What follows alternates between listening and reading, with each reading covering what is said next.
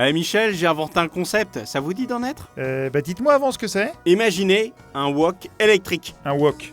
Genre une poêle. Ouais mais électrique, genre y a pas besoin de feu. Mais dans quel but en fait? Bah le truc peut cuire n'importe où, n'importe quand. Plus besoin d'être dans votre cuisine. Et tenez-vous bien, vous savez, il y a déjà des e-cigarettes, des e-books, des e-commerce, l'e-sport, etc., etc. Et donc un wok électrique, ça donne quoi Michel? Un e-wok. Ah ouais, c'est pas mal, c'est marrant ça Michel, mais ça a aucun intérêt en fait. Ça s'appelle un e-wok Michel. Ça a déjà de l'intérêt. Mais bon, ok, je ferai fortune sans vous. Je fais un truc de ouf là, tant pis pour vous. Ouais, je sens que je vais bien m'en mordre les doigts. Bon allez, en tout cas, bonjour à tous et bienvenue dans Fort Accord, votre analyse d'après-film en compagnie de Michel, le spécialiste technique de l'émission et de l'électroménager. Bonjour Michel. Bonjour Michel, une erreur d'animation, une mauvaise estimation, rien ne m'échappe. Et cette semaine Michel? Les spin-offs de Star Wars. Et on va commencer avec l'aventure des Ewoks, la caravane du courage. Je veux ma maman et mon papa. Désolé gamine, mais t'auras Michel et Michel en babysitter pour l'instant. Y'a que moi qu'elle insupporte cette gosse? Ah non mais moi je dis plus rien, vous allez encore me reprocher d'être un enfoiré. Bon bref, regardez cette scène. Près de la mioche là, on peut voir une fleur posée. Et il y a un Ewok qui l'observe. Il va descendre près d'elle et...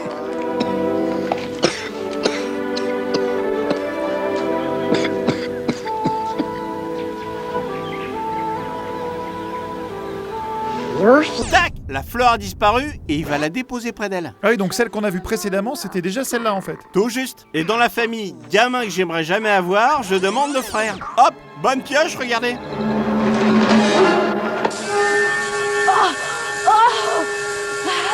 Pause. Ici, le frère se fait happer le bras droit. Et il nous offre au passage un jeu d'acteur incroyable. Ah ouais, c'est lamentable. Enfin bon, j'avance de quelques minutes et... Je suis content. Tu sais, il faut pas t'en faire pour moi. Cette chose dans l'arbre, Hop! Il est blessé à la main gauche. Ah oui, c'est absurde là. je voudrais n'avoir jamais rien fait de mal. Tu parles de jouer dans ce film ou d'être né? Non, là Michel, là vous êtes un enfoiré. Ah bah vous voyez, je dis plus rien alors. En tout cas, regardez ça, c'est magique. Le gosse est assis près de l'eau. Ici, on voit son reflet. Ouais, rien d'exceptionnel pour le moment quoi. Oui, mais vous allez voir. Hop! Là, il disparaît, mais son reflet, non. Ah en effet, ok, là c'est magique, ok. Allez, j'ai fini avec les gamins, on va passer aux Ewoks maintenant. Adieu, ami. Merci. C'est ça, ouais, salut. Et je suis pas ton ami. Bon, regardez cet extrait, Michel. Tweet baby. Pause. Ici, on peut voir un bébé Ewok blanc. Sa tête est vers la gauche et découverte. Mais sur le plan suivant... Guy Chaudou. Guy. Tac! Sa tête est maintenant vers la droite et couverte. Ah ouais, excellent, ouais. Tiens, on dirait même qu'il a changé de couleur là, son oreille elle a l'air marron. En effet, Michel. Et regardez ça aussi. Hé, Sindel, t'as l'air bien mieux ce matin. Oui, je vais bien mieux ce matin. Ici, on peut voir un furet sur la table. Et si je refais lecture... Hop! Il a disparu en un plan. Non mais c'est pas ça la gaffe, Michel. Comment ça? Désolé, mais à un moment, faudrait peut-être respecter la saga, non? Parce que je rappelle que dans l'univers Star Wars, les créatures sont toutes inventées. Là, on a des poulets, des furets, c'est quoi ce bordel, sérieux? Oh non, vous allez pas recommencer à Je critiquer. recommence rien du tout, j'ai même vu un lama dans le film, un putain de lama, mais on est où là, Michel? Bah, sur Endor. Bah oui, et sur Endor, y a quoi? Bah y a des Gorax, y a des Bordox, y a des Corinas, mais sûrement pas des furets! Et les poneys, par contre, ça vous choque pas? Bah non, déjà c'est des poneys Ewok, et ils existent sur Endor pour le coup. Ok, bon bref, c'est super tout ça, mais regardez cette scène maintenant. Pause. Au-delà du fait que les araignées sont faites en papier mâché, on peut voir les câbles au-dessus là. Ouais, enfin en même temps, soyez indulgents, ça date de 84 quand même. Je m'en fous. Vous vous énervez pour les Gorax, moi ça me fout en rogne de voir un câble. Et on a fini avec les Ewoks. On passe maintenant à Clone Wars. Il y a une multitude de détails dont il faut que nous discutions. T'as raison, Obi. Et déjà, on va parler de cet extrait.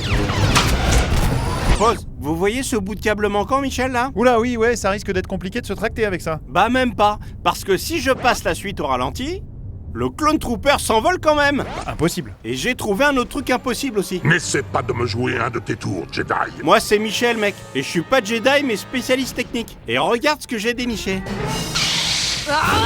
Pause. Ici les deux sabres sont plantés dans la porte. Et juste là, on peut voir qu'il y a un espace intact entre les deux. Asajj Ventress va découper la porte dans ce sens. Donc, logiquement, de l'autre côté... Tac! On peut pas avoir la porte découpée à cet endroit. Ah bah oui, le petit segment reliant les deux sabres plantés devrait être intact comme sur le plan précédent. Effectivement, Michel. Et maintenant, on passe à Solo, A Star Wars Story. Tu sais quoi? Je crois que j'ai plus rien à apprendre. Bah tu sais quoi? Tu vas t'asseoir gentiment et je vais te montrer que si. Déjà dans cette scène. Ici, Solo pique le chapeau d'un gosse pour se camoufler. Il le dépasse et... Tac! on peut voir qu'il passe devant une seconde fois et surtout, Michel... L'enfant a récupéré son petit chapeau. Très impressionnant. Oui. Ouais, je sais. Mais pas autant que l'explosion du prix du coaxium. Non, parce que là, on bat des records, hein, écoutez. Mais on a ça, de l'hypercarburant raffiné. Ça va chercher dans les 7 à 800 crédits, au bas mot. Donc là, visiblement, ça coûte 7 à 800 crédits. Sauf que si on avance largement... Non, on n'a rien pour toi. On a déjà beaucoup de chance d'en être sorti vivant. Tout ce qu'on a gagné, c'est ça. Ça va chercher dans les 10 000 crédits. C'est pas mal comme cave, tu trouves pas? 10 000 crédits maintenant? Faut peut-être pas trop pousser la négociation, Solo, hein. Ouais, parce que autant une fourchette de 1000 crédits, ça passerait, mais là, entre 800 et 10 000, si c'est vrai, faut investir en bourse sur le coaxium, putain. T'as le don de fourrer ton nez là où y a rien à faire, petit gars. Tu sais où je vais aller le fourrer, mon nez aussi? Dans Oh le là, faucon... oh, Michel, attention à ce que vous dites, hein, y a des enfants qui regardent. Vous êtes grave, hein. J'allais dire dans le Faucon Millenium. Regardez. Pause. Ici, il y a un élément du vaisseau qui se bat en sucette. C'est la 5e plaque en partant du bas. Mais si je refais lecture... C'est pour ça. Bah, la 5e plaque, 1, 2, 3, 4, 5, est revenue à sa place. C'est excellent, ça. Alors, encore un truc à dire, Beckett? Ou tu vas t'écraser ce coup-ci? Ah, il est arrogant et il en veut. Bien sûr que j'en veux, Dryden. Ouais, enfin, l'arrogance, on peut s'en passer, Michel. Pas quand on est un génie, mais vous pouvez pas comprendre. Ah, parce que maintenant, vous êtes un génie. Chut, regardez ça. On se retrouve bientôt. Bon, il y a Solo qui a fini son entretien avec Kira. Et juste avant, il a sûrement dit à Beckett et Chewie... Regardez cette colline. Allez voir là-haut si j'y suis. Donc les mecs y allèrent et marchèrent longtemps. Très longtemps.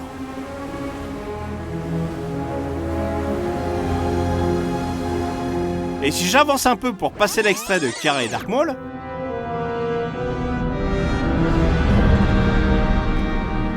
Ils arrivèrent en haut de la colline et...